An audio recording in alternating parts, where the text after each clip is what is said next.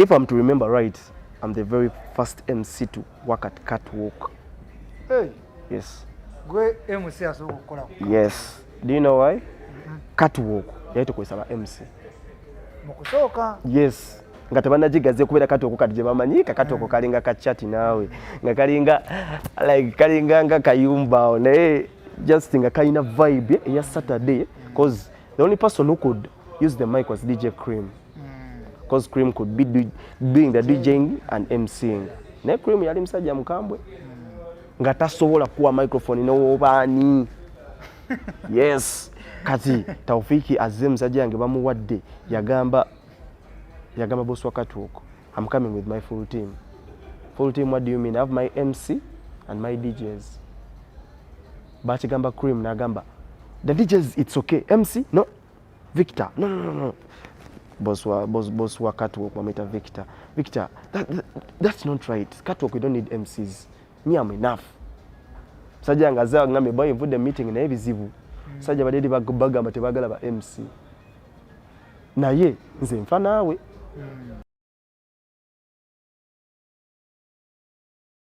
Ate nadde mabega nzono za lockdown awona unamanyira abantu abasinga like cause ba socialites abasinga kuno right now of late situ kirabo ashtegera ne Gloria Njuba we used to post them on Instagram kata ngakwenzira ddala amaja Shatraka Wesi ashtegera bona bachali bangaba basinga nabafoniranga ku 256 icons walo musajja ngole bamita Rude photographer Rude ngakuba ebifananyi kind of 18 like 18 years plus you know kati ngakuba ebifananyi ebyo ngayagala bintu bitambule nakugamba future mpe namba ye simu future nakanake nakumenya tukapushing ka model ogenda kunkwira kumeka toka katonna like alina mu kasente nomuga manye Road nja tukole ekidunga kya luberera ngamba era njira kya luberera mpaye mitwala 3 omwezi ngamba ereta manyachi omanyi mitwala 3 je lockdown yalinga diru kata nyingi day mfuse social media influencer mino ndongo tetujikuba kati bagenda batutamuko katona levels atandika nalingenze nda meeting Shatraka Wesi client wangu jukira bade client wange wano kati ngena mu meeting tuongere business wise etambule ngeno kuyingira mu levels ngamba abantu bakubira ddala endongo fe kigeza fe tukyali mu lockdown kumbe abantu bo bagikubira ddala esoka nentuka nensoma nengamba wano ani akolerawo ku levels Thomas Todd I'm forever grateful my brother because in the bar industry he was the first person to give me that professional gig yakukiririza yangamba oli atakusabe waka yeso tiyansaba na waka mbuba ukoleddewo wani akumanyi no Thomas Todd ye muntu era Todd ekintu kyalina ndoza paka ne kati I think that's why people abantu amaba wangadde naye bakyali naye mbu akukiririzaamu nze Todd yampa omuzindalo gwa levels ngatambuziza mbo bakinaki nenkwata levels eyo ngati wakamukuwadde ngate banakwera ati waka kubanga nati waka baite bamukola ejukire lockdown yale erika liranga bagikubende oneka saba gamba bajja esinde negitabuko okufa kati ngeno kwata microphone abantu ne batandika okumpa reception je nali njagala bagamba kana kalungi kati nze nga osimanyi na basami je bali natenga Living was there by then Living was there Living Isaac MC Cats you know balinga wa Kasmil ba Esco ne kati abusaga na bagenda konyo basonga I never got time to be with them one on one kati jogera ku bantu benali usugosulu sanga mbu mutambula kuchano omusanga Living yaliwo so Todd we yampa levels netandikira ne muka Todd ne njana banjigize nga kasente okimanyi tuveri kisasi mwana tokuddayo kagera already nemboke eno giraba nanga kati ngena chogera kono omugagga kati omugagga ebakimugamba ngoredi abaddandaba akavuka kajja akana kakuba audience kajimbi so kitigira kwanze nasoka bane nkola ne Romeo DJ Romeo yanzikiririza ate yanzikirizanga munyo edobozi lange yali agalanga nyonga buli kasera ngamba mpulinge oyo owoteke wawo okitigira moyikola no mutunga akufiringa nawo mufiringa just vibing Todd levels basoka ne bampe mitwalo eji 5. Yeah. Ngamba it's okay. Yeah. Tugendera Todi yali yampa Friday na Saturday.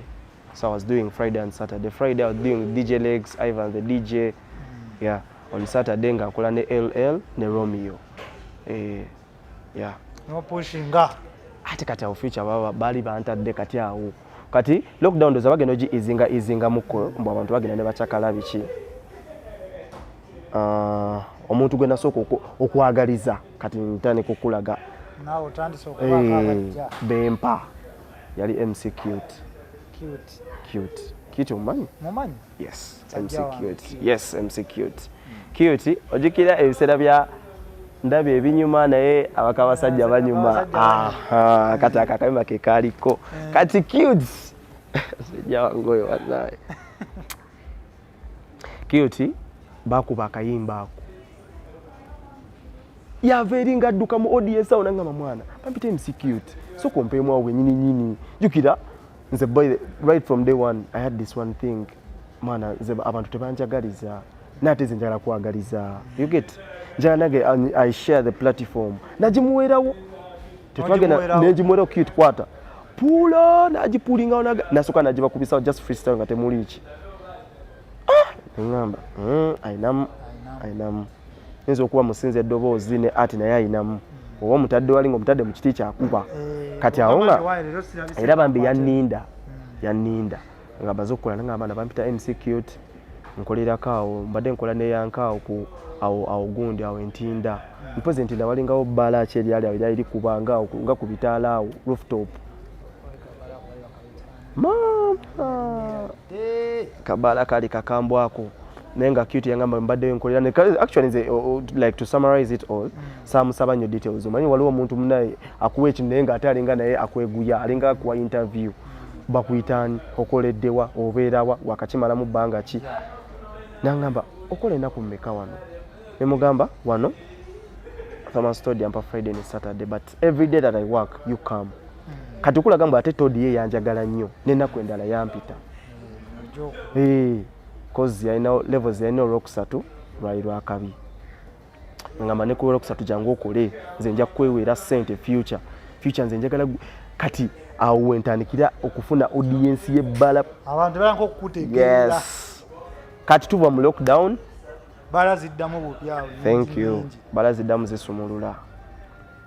Another person I think I should give his flowers is Taufik. Loud Media. Taufik naye nga bitutadde nafuna night ku catwalk. I think if I'm to remember right, I'm the very first MC to work at catwalk. Hey. Yes. Gwe MC asobokola. Yes. Do you know why? Catwalk yali tukozesa ba MC. Mukusooka. Yes. Nga tebanajigaze kubera catwalk kati je bamanyi catwalk kalinga ka chat nawe. Nga kalinga nga kayumba ne just nga kaina vibe ya Saturday because the only person who could use the mic was DJ Cream. Because Cream could be doing the DJing and MCing. Ne Cream yali msajja mukambwe. Nga tasobola kuwa microphone n'obani. Yes. Kati Taufiki azze msajja yange bamuwadde yagamba boss wa catwalk, I'm coming with my full team. Full team, what do you mean? I have my MC and my DJs. Bachigamba Cream nagamba the DJs it's okay. MC no. Victor no. Boss wa catwalk wameta Victor that's not right. Catwalk we don't need MCs. Me I'm enough. Sajja ngaza ngambe boy for the meeting na ebizibu. Sajja badedi bagamba tebagala ba MC. Naye nze nfa naawe. Nagamba okula gambo ebintu bizibu future. Ne munsasula tolimu. Because I was the only MC on his artwork. Naye boy wange ngena kuwa kuzange ngoli musajja nga tuvudde because Taufik like to summarize his story yango natandika naye mpola tufuna obugigi bafe arena mu kisiba otwina arena lounge twina obunaiti bafa twafuna exclusive yada mu kifo kya fame yaina Saturday night yale obambi naye nga era byakugatta nnyo era Taufik yoyo ndoza era masawo nga tuze ku story ya how I joined African Mondays tujja mukomyawo bupya kati tuli kutyale wano ku catwalk ntandise omulundi gwe basooka okumpa microphone ya catwalk wepaba muganda wange omanyi omwana omutongo omuwadde sweet ekiwoomerera mu kamwa. Yeah. Kati awondooza nga ntandise okugumagumamu kati endongo gumbo you can pull out the music and I show you that yes waliwo MC. Yeah. Oba pika. Bannaye nagikuba. Bannaye nagikuba sikwewaana sikwesoma nagikuba. Omusajja wange era musajja wange ndowooza okuva ebiseera paka ne kati Shaka wakati woko yangamba gwe oli wakabi. Omusajja ky'omukoze ali eri ayomba agamba bino byatayagala kati atejjukira nze nakolangana ne Stewart actually ne Urban Star because Taufiki obuseera nali nkolanga ne DJ Urban Star Rasta. Urban Star is my very very very big brother. I'm so proud of him. He's so proud of me. The guy is humble. Very humble. Urban Star salute. Yeah. Urban Star ye yanzikiririzaawo naye kati nga webinyumirira nvudde eri ku levels mu kisaawe nenzija ate ne wano era kati wano ate ne wano wenze wali vibe empitirivu eyange ya urban cause kitegedde manyo baba ogudde mu bantu abantu bakutegiira ya kati olugendo awo nempika ya kati kati game eyongera maaso genda maaso kati nvudde ku kati woko checha abadde ku kati no kati okutwasigalawo nga tukola no just katimbu kati okunegula idea of MCs cause Taufiki yangamba man boy wantu tosobola kukola ku night yo kojjukira radio boy na Jehova oba olumu n'obotandikirawo ongamba mbogenda tandika already oba olesewo space awo twetagawo MC omulala naleeta living. Yes. Living ena atandika nzikiriza nkugambe Living is one hell of a talented MC. To add on what Bravion said in his statement, Living MC should be given #bank of words. Yes. Waliwo beko MC aina composure. Nga buli kaseera gena kwogera ekigambo ng'obimanyi ng'okimanyi wano mu normal life naye nga gena kireeta ku microphone akiwa abantu kibeerenga ekipya bakibayinge. The first time to listen to Living MC nagamba bro ndi MC but yeah wali abaana kubanga ate kwa Living omusajja wa kavimbo okuva dda Living nga yingira ne musajja we Slick Stewart muba oba ogivuddemu olaba ogikubye ne DJ Jose Stewart najja ne Living ye nga ye intro jasoko okukuba ekulagira ddala mbukati ate ekiddako birala wallahi I swear Okola pate tandika butandisi tena omanyi pate je mupo kuba because Taufiki yampanga prime hours. That's one thing about him and that's him yampanga prime hours because yanga my boy twatandika fena. Yes era nga mpa prime yange yes kati gobanyo kuchikuba kuva kusamusa mpaka samu edano loza mujikube mujimazeyo Living najja kumwenda omuloza mba abantu bakoye ne basoka ne bane nawulizanga Living nga nduza nganze ndabira ddala kimu kyayogera kipya. Yep. Kati yo oyingira muti oyingira otya gundi African Mondays. African Mondays Taufiki bagenda bamuwa. Yeah, cause African Mondays yaina ba MC bayo. Walingayo Caroline Maka. African Monday mbasera bidde. Yeah, Caroline Maka. Ne cute obane cute ne yali akolera nga onenga kale siba nenga walingawo Caroline Maka. Eranga bano bajja ne bakola ebyabwe. Caroline Maka comes in naita abayimbi nakuba pate Dakao balese Taufiki nga Taufiki yaine ekigambo kimu nzija ne timu yange. DJ Fiki ngamugamba nedda sebo siwe kikola namuga kale ngena kuja ne MC wange. Yes. MC ni future. Already Fiki yali ampulira nga mmanye MC future yaine nga tetunakwekwata bulungi. Awo tuyingidde African Monday. Ajikubye. Tetwasoka jikuba byasoka biranga bizibu sebo toyiza yingira so wantu no salizaawo. Yes. He's a real guy but no nonsense guy. Yeah. he's real at some point but he's a no-nonsense guy. Era DJ Fiki wakugamba mbu kati gwe nkukiriza tukole manya chokola kyakabi. Yes. Never got an akonyera musi. Era oyinza n'okwanga wakagenda ku stage agambo yaveeyo. Yes. Kati we nayingira African Monday kwaliko ba MC bawo abalingawo. The good thing still my sister Caroline Maka, I appreciate you and I give you your flowers as well because naye bambi yambereramu nangamba nze mbadde mpita abayimbi naye ne future asobola okukikola. Actually yegamba nga ne future naye asobola okukikola naye era nga omanyi bagamba yaliwo Caroline Maka yabakikola kati nga nze nzijanga either nga bamaze okuyita abayimbi nenjikoleeza netotomoka endongo kati kase pitch era nga obimanyi obwekutte nagamba waye empamu n'omuwa ng'obeera waka aba we kati nga neetongola naawe nga neetongola nga mbeera ne muganda wange fresh nga negative kati akasente kayingirawo so nga levels after then they made me the official MC there was so nga Friday and Saturday MC Cute MC Future because zinagamba Todi wompa Cute muwe naye muwe yeah embeera netambula bwetyo kati embeera netambula bwetyo.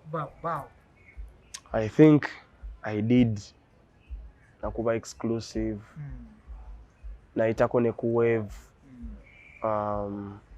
I think even nga twakavako ne mu lockdown yao waliwo enerabidde wa MC Yanke Mr. Fireman man was always told me Future you can do better you can do more you know naye yankwatamuko ku mukono na nkwata nga kati Future tutambule kati jukira Yanke yanawo naitiye red lights or something like that Yanke naye nankwata nentambulako ne yanka kati ate Yanke Sarah nnyo naye awo kugamira onenzirayo kati ate ku Todi wange musajja wange awo Todi nembeera nnyo naye kati Taufiki na mumala actually samumala because unataka kubeta nnyo ni Taufiki gigi nezeyongera netufuna African Monday kati tunafuna African Monday bana abaliwo ne bavaawo so I was the official MC.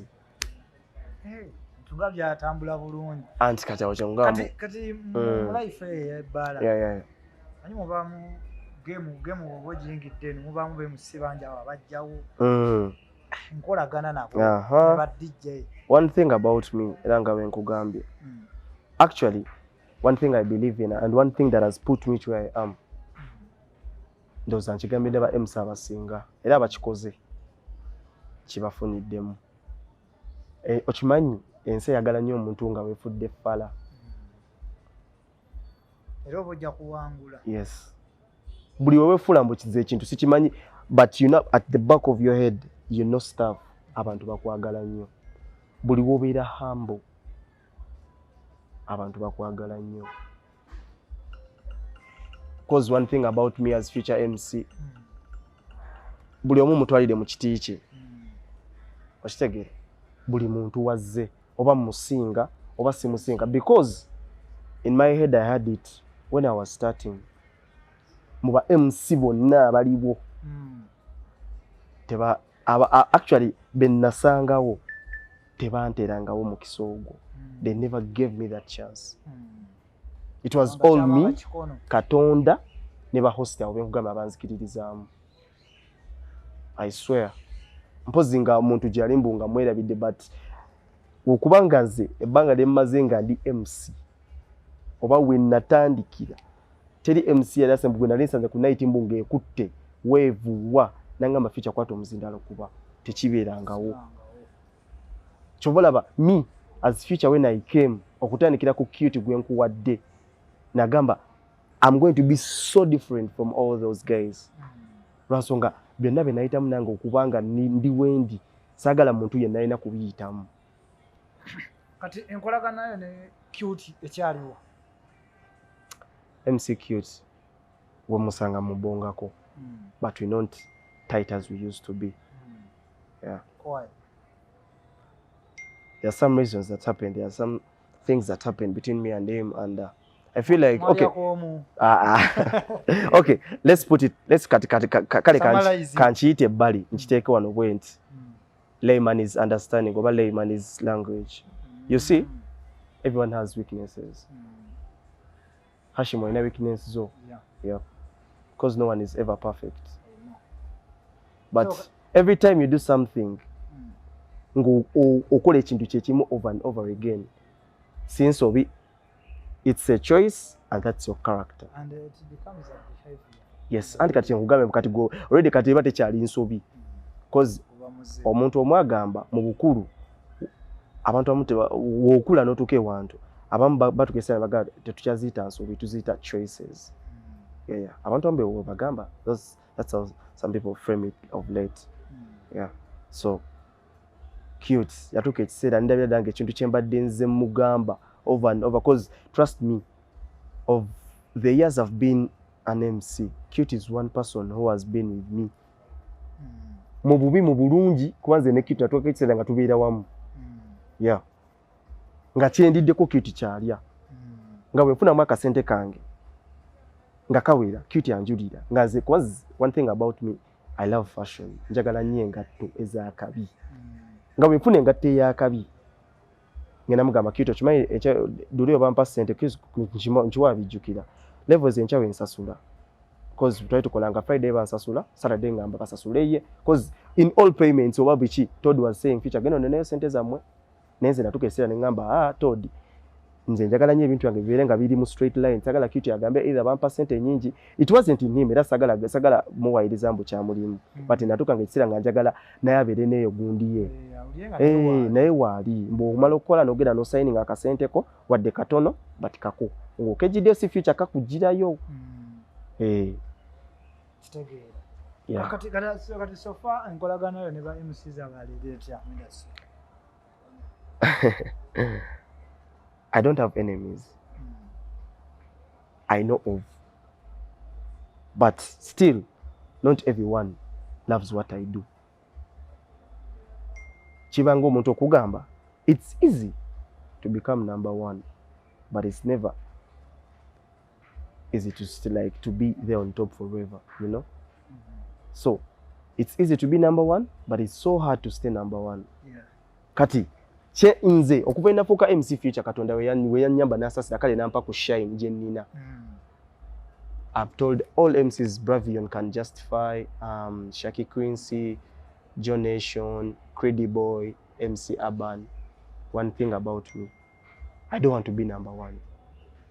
I don't want to be the best, but I just want to inspire more. Otu gubukyagala. Nze bwe ntuba nkyagala. Wali okozeyo ku kivu kyo n'experience yonna? Sikolangayo show, sikolangayo experience. Ate bagikubanja abantu baagala oteekewo embeera. Baagala nteekewo show. Sente bagi plans. Yes, I want to do it. Inshallah. Kiruddewo. It's been a while. And the wait is so long, actually. It's been a long wait. But it's going to be worth it. Yes. Tulinde muliro. Yes. Amanyi industry eno otanga kubeera musimba bingi nnyo byezi mfuna emikwano mu different areas. Abayimbi bano nkolagana nayo nabo eri eti. Nayimbi ki gwe singa obeera kyaliyo? Kyali wange. Ndoza mbayimbi eyasooka obeera kyali wange. Nga namulabako nga ali eri mu Sakala. Nga abigattira ddala. Yali Dax Vibes ne Zex. Zex namulabeka mu kyanga kyakuba langi. Nga kyali birangi. Langi yankubakuba. Kitegedde. Yasooka obeera kyali wange nenjogera kati ate Dax Vibes yewe yandaba. Nembeera nga ngenda ku wali ku studio wali ku Dream Studio ekamu kyanga DJ Sasa ntutteyo. Nadde ntuwogeranga nnyo ne Dax Vibes. Era Dax Vibes mu bayimbi abantu ba Kansa ba show, Dax Vibes yasooka. Yeah. So that guy ali down to earth. Dax Vibes is a very down to earth person. Era womutegeera nomanya mbu Dax Vibes yono ojamanya mbu wakabe kubanga ffe twagenda ku Dream Studio nga gyali omanyi omuntu gosanga mu mbeera ze ziri outside celebrity life ne munyumya nakuoba obudde aba muntu wanjawulo, because not everyone wants to be seen outside the sport life, you know. I know. Yeah. Chimanyi mu wajoininga game we. Ebirungi bingi ebibingi. Ebibi biri bitya, bibi badde bitya, bibi bingi mu ebiri. Era kizenzo okugamba no ga moment season baba. There can never be something good without something bad, you know. tekisobola kubeerawo my brother, you know, so that's why of all music genres I love Afrobeats. To be more specific, I love Wizkid. Yeah, I've been following Wizkid okubanga nakatandika okuba MC. Yeah, era Wizkid yagamba, because I know you know that, stay blessed, stay humble, enjoy the pain, the joy are the blessings. Kati, back to what you asked me, industry no jiraba, it's a very welcoming industry, but wetuuka ekiseera nekuvaamu ekutalumu.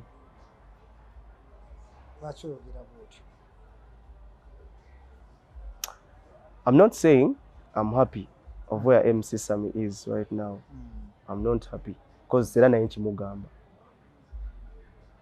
If Sammy stayed on top from where he was, okay, from the time I saw him till now, obaka ngambe maybe somewhere somehow there's where he messed up.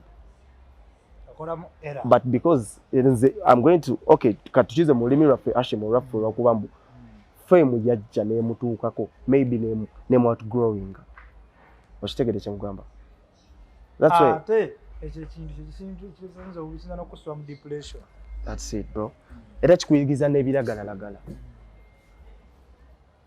Mu industry eno still mu bibi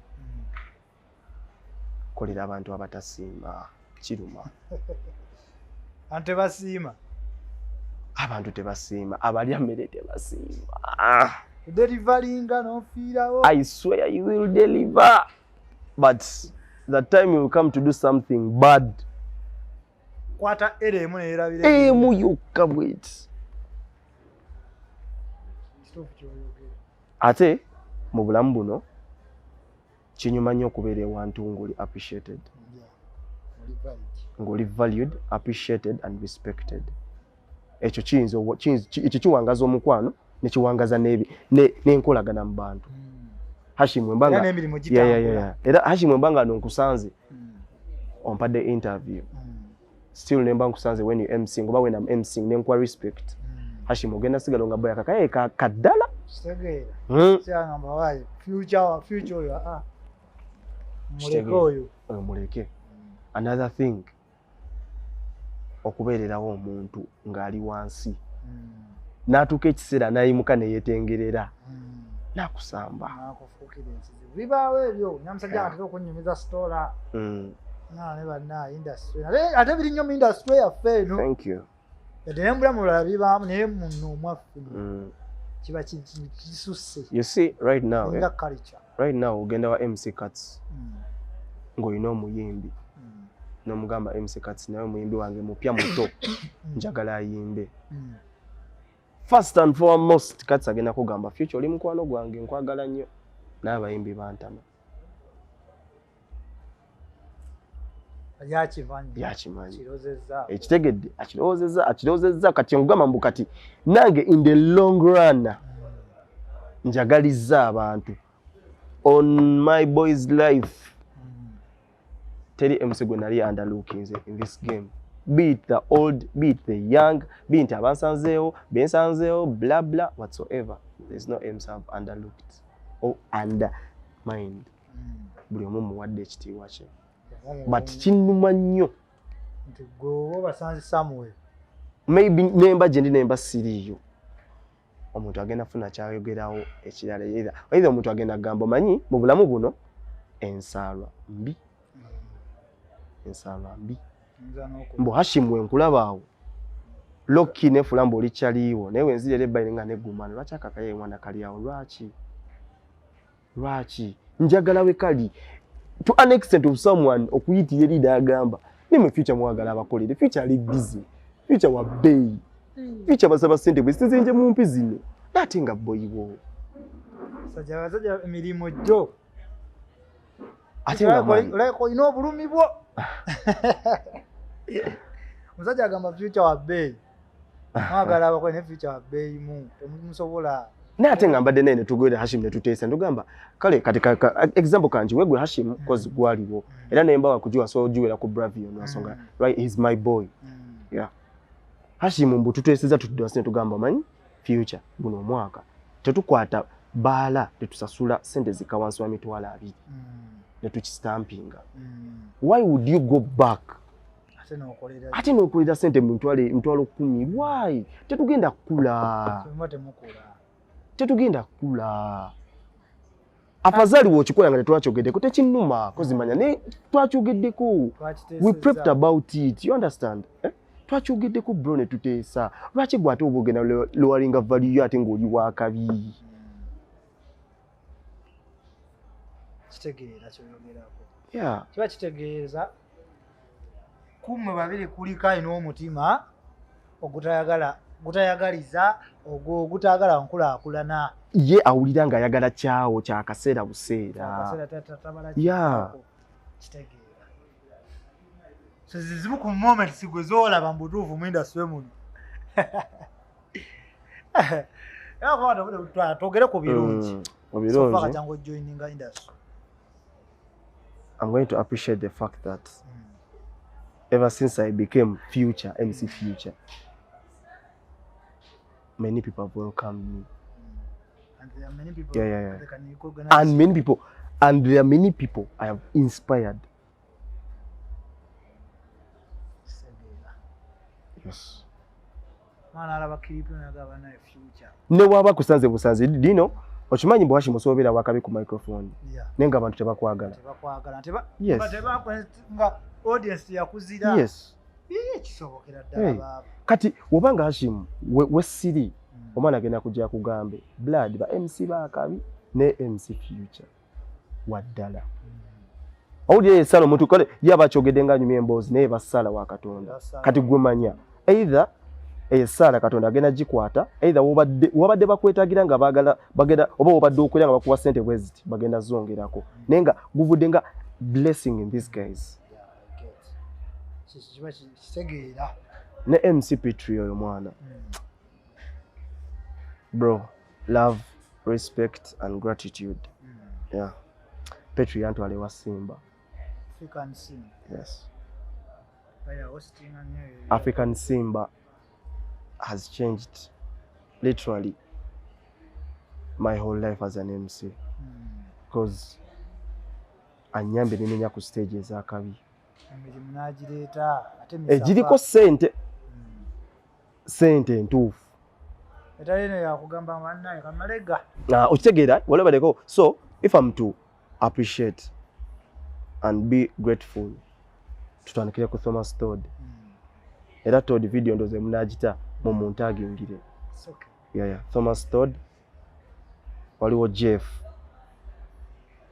Taufik Loud Media Catwalk launching ebbala Shaka DJ Fiki one time nenge na mwe bimuli bye at one time neka mwe bimuli byo ne Team African Mondays babadde mu lugendo lwa yes future. To the future that I am today kati mbadde kuba host yeah future story akayoyi yeah.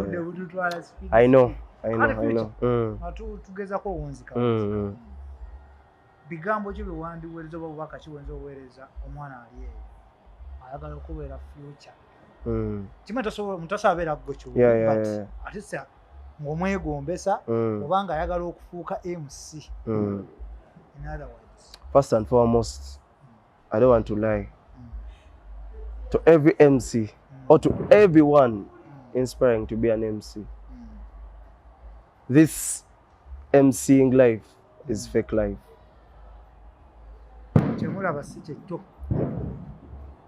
this is not the normal life let me say it out loud this is just the mirror life you know in a point yes to everyone or to every young lady young boy who wants to be an MC because I'm not a DJ I'm talking as an MC one thing you should put in mind this is fake life this is not real life at all tolowooza mbu abantu wano mu bbala wojja ne bakuwa shisha ne bakuwa abantu bo. They are not your people. Yes. There is life outside the bar. Hashim mwembanga nsooka okukubira essimu nga tetuli mu bbaala oba nga ndi waka ne ugamba Hashim nfunye ekizibu kyange naye mbadde njagala onnyambe. Hashim n'ombeererawo nga tolina kyombuuzizza. That's the real life. And that's the real blessing of it all. So, to everyone who wants to be an MC, make as many real friends as you can from the industry, outside the industry, if you can. Because buyinza okya kumakya ndongo nevaawo. Nembe Hashim. Gamene kisobokera ddala mukulembeze addako n'agamba wano tewali mpate mu nsi yange.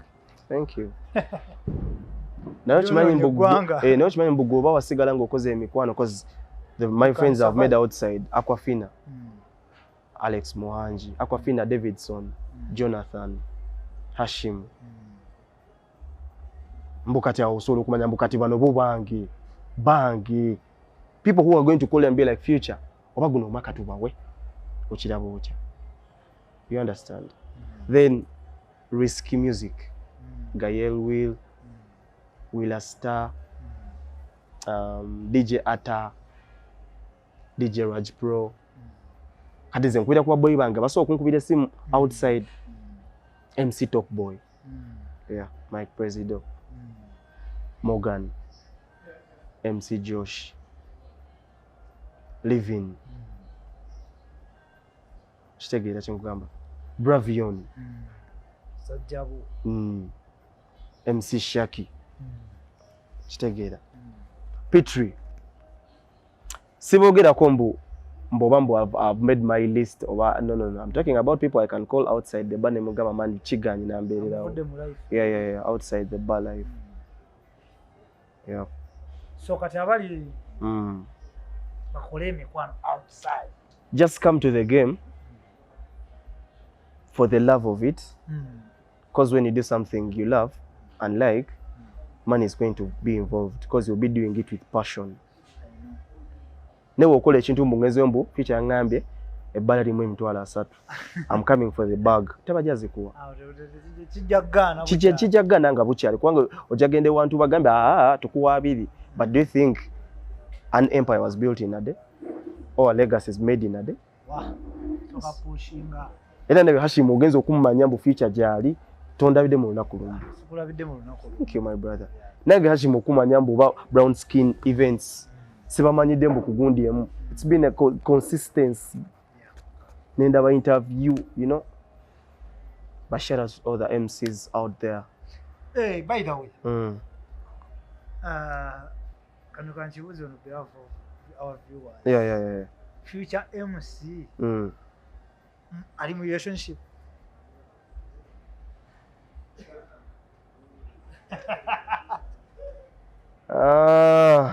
Okay. No. In simple terms,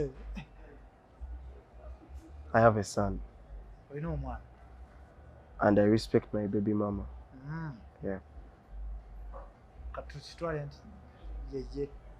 Tukitwale mbu kiri awo. Yep. Sibireyo ko kumikolo. Musajja no speed.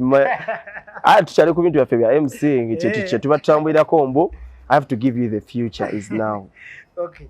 Akataleke kakatumalira. First and foremost, I want to appreciate Brown Skin Events. Man, you guys, chemukola chakabi. Yeah. Thank you for okubanga busolo okuba ba MC obudde.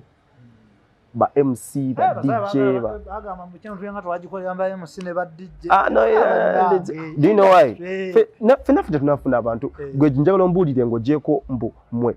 Either abalala, either ba YouTuber, ba TikToker oba ba streamer agenda kuyita nga aliwo ekizibu ekiguddeko. Oba nga aliwo ekitrendi. Bamusondera. Okitegeera bagambe Future tumuyite tumubbireko amawulire. But for you guys muyisa abaana. Nze sijagamba mbu you're looking to the many like to the big guns, but most especially to the new generation. Crediboy, I saw him. Yeah. Bravion, you see? Abani, you know, so like another thing, this industry, abantu abagikuta obulungi bagikunguddemu era bagikuta obulungi bakyaliwo. So in simple terms, kyoyina gwe kyolabanga ekitono waliwo asabirira abeere nakyo. So nga tunnaba kwagala kiri kinene kiri eri, first thank the big man Allah. Yesu okumwebaza akatono koolinawo, kubanga gwe akatono koolinawo waliwo atalinawo. Yeah. So nze nga sinana kugenda eri outside, simanya kwebaza bla bla, kansooke mbeebaze Brown Skin Events. Then nebaze ba viewers, abantu abatekinga obudde ne balaba, those who comment. Yeah. Kibakola kyamaanyi man. Amina. What's going on? Nashinjagala okusembyayo. Kyokusembyayo kyonga utanuka okwogera twinza mala, not because we are MCs, but it's just because this is it. When you get a chance to talk, just talk, say out your mind. Mainly to my MCs, fellow MCs. Yeah. Embrace growth. Believe in God. Stay as humble as you can. Nga tunaba kulowooza kubeera number emu or to be the king. Always think of inspiring more. Because trust me, tekirina kigenda kunnyamba kuba mbu future ndi wakabi nga sina gwe inspiring. Yeah. All right.